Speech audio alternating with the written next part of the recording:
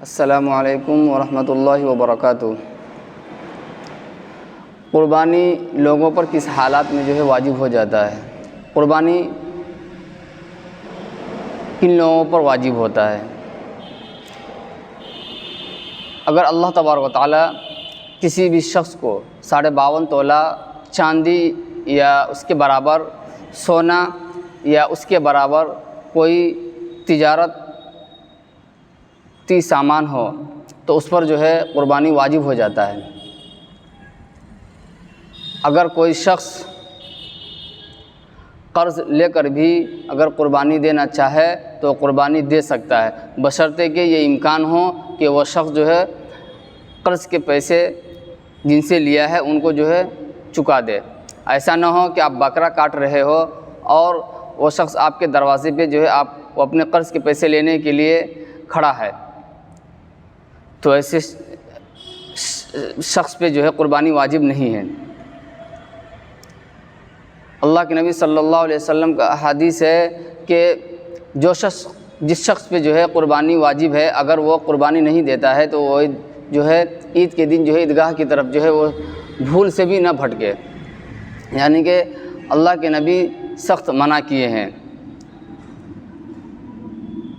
امام اعظم ابو حنیفہ کے نزدیک قربانی جس شخص پہ واجب ہو جاتا ہے اس پر کیا ہے، قربانی کرنا واجب ہے، اور دوسرے فقہا اور دوسرے ائمہ کے نزدیک کیا ہے، سنت ہے۔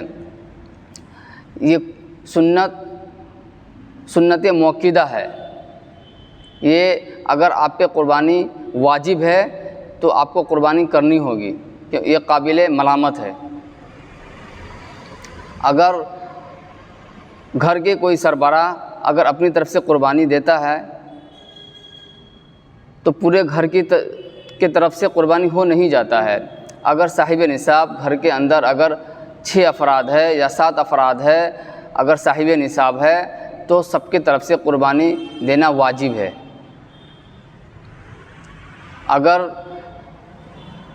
سب کی طرف سے صاحب نصاب لوگوں کی طرف سے اگر گھر کے مین گارجین ہیں، مین سربراہ ہے، اگر وہ قربانی دے رہے ہیں لیکن وہ گارجین پیسہ لگا رہے ہیں تو قربانی ہو جائے گی، کیونکہ ان لوگوں کو الگ سے پیسے لگانے کی کوئی ضرورت نہیں ہے۔ اگر مین گارجین اگر سب کے طرف سے سب اولاد کی طرف سے اگر سب اولاد ان کے بالغ ہے، اگر وہ سارے کے سارے صاحب نصاب ہے تو ان کے مین سربراہ مین گارجین یا ان کے والدین میں سے والد صاحب قربانی دے سکتے ہیں۔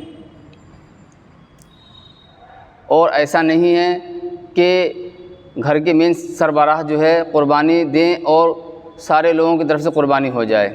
اسلام میں ایسا کوئی عمل ہے ہی نہیں ہے کہ ہم نماز پڑھیں گے، ٹھیک ہے، اور میرے بھائی یا میرے گھر والوں سب کی طرف سے ہو جائے گی، یہ اسلام میں ایسا کوئی عمل ہے ہی نہیں ہے۔ اس لیے اللہ کے نبی صلی اللہ علیہ وسلم کا احادیث ہے،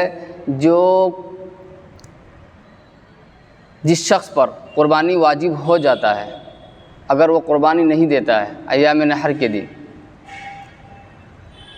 تو اس کو عیدگاہ کی طرف بھٹکنے کے لیے بھی کیا ہے، ممانعت فرمائیں، وہ نہیں جا سکتا ہے۔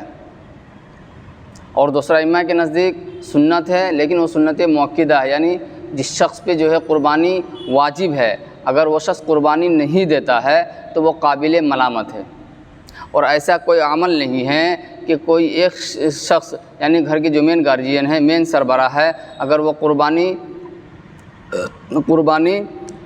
دے رہے ہیں تو اپنے جانب سے دے رہے ہیں، ٹھیک ہے، تو گھر کے سارے افراد کی طرف سے قربانی نہیں ہو جاتا ہے۔ اگر سارے افراد صاحب نصاب ہے تو ان لوگوں کو الگ سے دینی ہوگی قربانی۔ اسلام میں کوئی ایسا عمل ہے ہی نہیں ہے کہ میں نماز پڑھوں، میں کوئی ایسا عمل کروں اور وہ عمل میرے طرف سے بھی ادائی ہو جائے گی اور میرے گھر والے کی طرف سے بھی ادائیگی ہو جائے گی، ایسا کوئی عمل ہے ہی نہیں ہے۔ اس لیے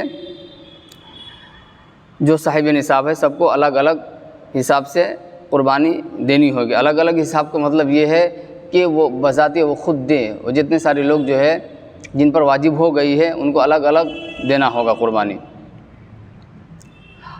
اور اگر کوئی شخص قرض دار ہے، قرض لے کر کے جو ہے قربانی دینا چاہتا ہے تو وہ دے سکتا ہے، لیکن امکان یہ ہو کہ وہ ان کے پیسے لوٹا دیں۔ یہ نہ ہو کہ وہ آپ بکرے کاٹ رہے ہیں، وہ آپ کے گھر کے دروازے پر آ کر کھڑا ہوا ہے تاکہ آپ ان کے جو قرض لوٹا دے، وہ آپ سے زیادہ جو ہے مجبور ہے، تو ایسے شخص کی جو ہے ایسی حالت میں قربانی جو ہے نہیں ہوگی۔ تو یہی مین بات جو ہے مجھے آپ کو بتانی تھی۔ تو اس ویڈیو کو جو ہے آپ ایک دوسرے مسلمان بھائی تک شیئر کیجئے، پہنچائیے، تاکہ ان لوگوں کو بھی جو پتہ چلے اس مسئلہ سے، وہ لوگ بھی آگاہ ہو جائیں اور ہم بھی سیکھیں اور آپ لوگ بھی سیکھیں اور آپ لوگ بھی عمل میں لائیں۔